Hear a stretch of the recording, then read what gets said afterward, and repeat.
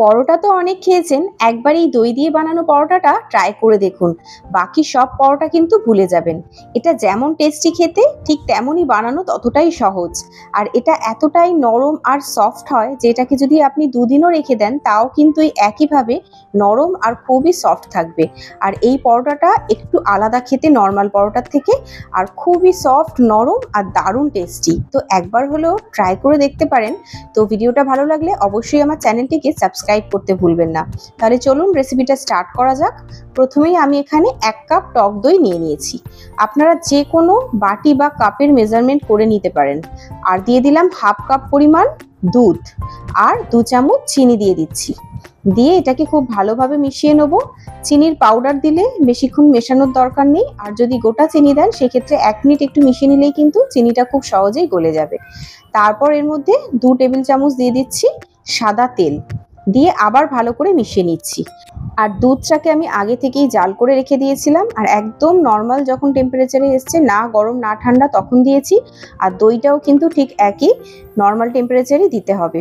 এবার এর মধ্যে দিয়ে দিচ্ছি 2 কাপ পরিমাণ ময়দা। ময়দা দিয়েই কিন্তু পরোটাটা সুন্দর হবে। আপনারা চাইলে এখানে আটা ময়দা দুটো একসাথে মিক্সিং করেও দিতে পারেন। আর দিয়ে দিলাম অল্প একটু নুন। দিয়ে এবার নুনের সাথে ময়দাটাকে ওপরের দিকেই ভালো করে মিশিয়ে নিচ্ছি। তারপর বাকি সব কিছুর সাথে মেশাবো। এবারে ভালো করে এটাকে মিশিয়ে মিশিয়ে একটা সফট ডো আমাদের তৈরি করে নিতে হবে।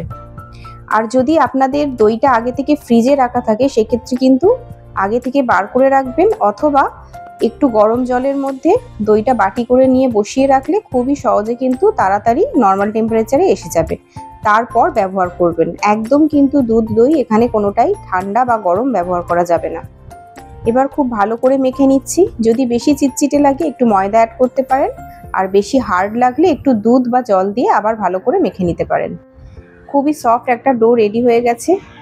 আমি আর সামান্য একটু ময়দা দিয়ে ভালো করে মেখে নিয়েছিলাম, আমার ডোটা একটু চিটচিটে লাগছিল তাই।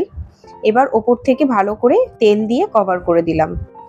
দেখতেই পাচ্ছেন কতটা সফট করে কিন্তু আমি ডোটাকে রেডি করেছি। এবারে এটাকে একটু রেস্টে রেখে দেবো। মিনিমাম 15 থেকে 20 মিনিট রেস্টে রাখতে হবে। আমি এখানে 30 মিনিট মতো রেস্টে রেখে দেবো।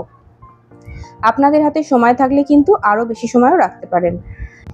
এবার একটা বাটিতে আমি 2 টিস্পুন নিয়ে নিচ্ছি কর্নফ্লাওয়ার, আর দিয়ে দিচ্ছি 2 টেবিল স্পুন সাদা তেল। আপনারা কিন্তু সাদা তেলের পরিবর্তে ঘি ব্যবহার করতে পারেন, আর কর্নফ্লাওয়ারের পরিবর্তে ময়দা ব্যবহার করতে পারেন। এবার দুটোকে মিশিয়ে খুব সুন্দরভাবে এরকম একটা ক্রিমি টেক্সচার আসা পর্যন্ত মিশিয়ে নেব। এরকমই আমাদের দরকার। এবার এটাকে সাইডে রেখে দিচ্ছি, আর আপনাদেরকে দেখাচ্ছি 30 মিনিটে ময়দাটা কিন্তু খুব ভালোভাবেই আমাদের সেট হয়ে গেছে। ময়দাটা কিন্তু আরও বেশি সফট হয়ে গেছে। এবার এই ময়দার থেকে লেচি কেটে নেবো। আর ময়দার উপরে যেহেতু হালকা তেল লাগিয়ে রেখেছিলাম, হাতে কিন্তু আর সেটে যাচ্ছে না। আপনাদের প্রয়োজন হলে হাতে একটু তেল মাখিয়ে নিতে পারেন যদি সেটে যায়। এবার এর থেকে আমি মিডিয়ামের থেকে একটু বড় সাইজ করে লেচি কেটে নিচ্ছি। একটু বড় করে লেচি কাটছি এই কারণেই, কারণ পরোটার লেয়ারগুলো না তো কিন্তু খুব ভালোভাবে বোঝা যাবে না। পরোটাটা একদম পাতলা হবে না, একটু মোটা ধরনের হবে। সমস্ত লেচি আমার এখানে কিন্তু কাটা হয়ে গেছে। এবারে রুটি বেলনার মধ্যে আমি একটু সাদা তেল হালকা করে দিয়ে দিলাম, যাতে না আমাদের ডোটা সেটে যায়। আপনাদেরকে দেখিয়ে দিচ্ছি কিভাবে বেলতে হবে। প্রথমে একটা রুটিকে নর্মাল রুটির মতন করে বেলে নেব। যতটা বড় করে পারবেন এটা বেললে তত ভালো হবে, যতটা পাতলা করে যতটা বড় করে বেলা যায়। তো আমি আমার রুটি বেলনায় যতটা সাইজ আছে ততটাই কিন্তু পুরো বেলে নিলাম। আপনারা যদি এর থেকেও বড় পারেন বেলে নিতে পারেন, অসুবিধা নেই। আর কর্নফ্লাওয়ারের সাথে যে তেল মাখিয়ে রেখে দিয়েছিলাম সেই মিশ্রণটা এবারে ভেতরে অল্প করে দিয়ে চারিদিকে খুব ভালো করে লাগিয়ে দিতে হবে। খুব ভালো করে লাগিয়ে দিয়েছি। এবার ঠিক যেভাবে আমি দেখাচ্ছি এভাবে কিন্তু কেটে নিতে হবে। এখানে মুখে বলার কিছুই নেই, আপনারা দেখেই বুঝতে পারছেন আমি কিভাবে এটা কাট করে নিচ্ছি। এই প্রসেসটা আপনাদের দেখেই বুঝতে হবে। এবার এক একটা সাইড থেকে এইভাবে তুলে তুলে আমি আর একটা সাইডের ওপরে দিয়ে দেব। কোনো নিয়ম নেই যে কোনটার পর কোনটা দিতে হবে, যে কোনো একটা আগে পরে দিলেই হবে। সবগুলো দেওয়া হয়ে গেলে তারপরে এটাকে আবার লেচির মতো করে নেব। এইভাবে টান টান করে ওপর থেকে পুরো স্মুথ করে দিয়ে সমস্তগুলোকে নিয়ে তলার দিকে ব্যাক সাইডে এটাকে চেপে চেপে এইভাবে সিকিউর করে দেবো, যাতে না খুলে আসে। এটা কিন্তু দেখবেন আবার একটা লেচির মতন হয়ে গেছে। এই একইভাবে আমি বাকি সমস্ত লেচিগুলোকেও রেডি করে নেব। আপনাদের সুবিধার্থে আমি আর একটা দেখিয়ে দিচ্ছি। এটা কিন্তু করা খুবই সহজ, কোনো ঝঞ্ঝাট নেই। অনেক রকমভাবেই তো আমরা পরোটা মুড়ে থাকি, তো এইভাবে একবার ট্রাই করে দেখতে পারেন। আপনাদের কিন্তু আশা করছি ভীষণ ভালো লাগবে, আর খুবই সহজে এটা হয়েও যায়, আর পরোটার লেয়ারগুলোও কিন্তু খুব ভালোভাবেই বোঝা যায়। তো ব্যাস, আবার আমার আর একটা লেচি রেডি হয়ে গেল। একইভাবে আমি সমস্ত রুটিগুলোকে রেডি করে নিয়েছি।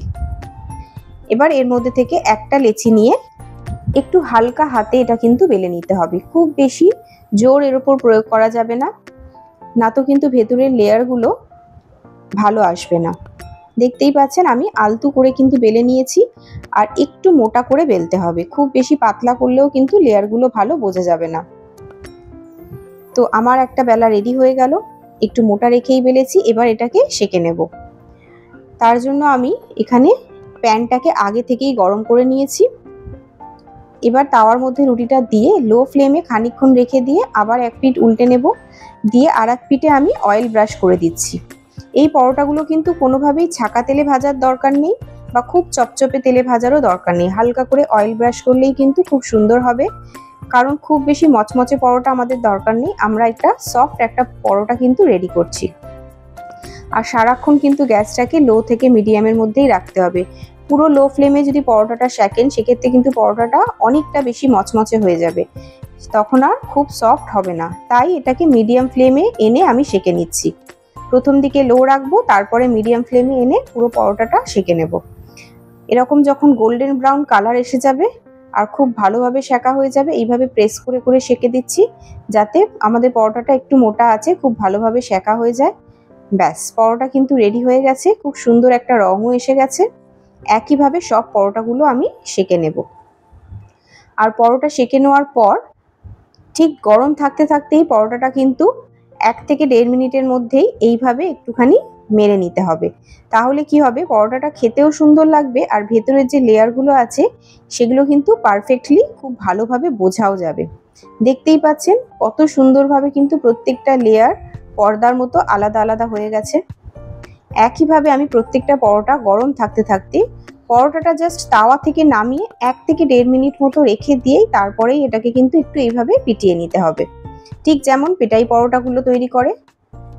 দেখতেই পাচ্ছেন সব পরোটা কিন্তু খুব সুন্দরভাবে লেয়ারযুক্ত পরোটা আমার রেডি হয়ে গেছে। সব পরোটাগুলো এখানে আমার ভাজা হয়ে গেছে।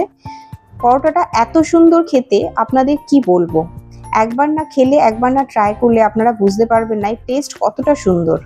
আর এই পরোটাটা খাওয়ার জন্য আপনাদের কোনো তরকারিরই প্রয়োজন হবে না, কারণ এই পরোটাটা শুধু খেতেই এত সুন্দর যে কোনো কিছুই প্রয়োজন নেই। আর তাছাড়াও এটা আলুর দম বলুন, মাংসের তরকারি, যে কোনো ডাল রান্না সব কিছুর সাথেই কিন্তু খুবই ভালো লাগে।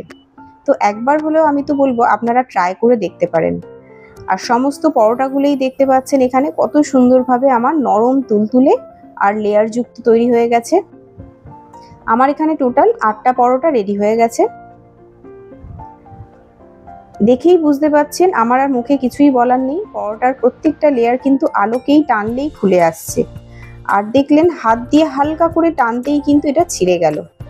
এতটা সফট, এতটা নরম, যেই পরোটাগুলো আপনি যদি দুদিনও রেখে দেন তখনও দেখবেন পরোটাগুলো কিন্তু এভাবেই খুবই নরম আছে। তো একবার হলেও রেসিপিটা ট্রাই করে আমাকে কিন্তু অবশ্যই কমেন্টে জানাবেন আপনাদের কেমন লাগলো রেসিপিটা।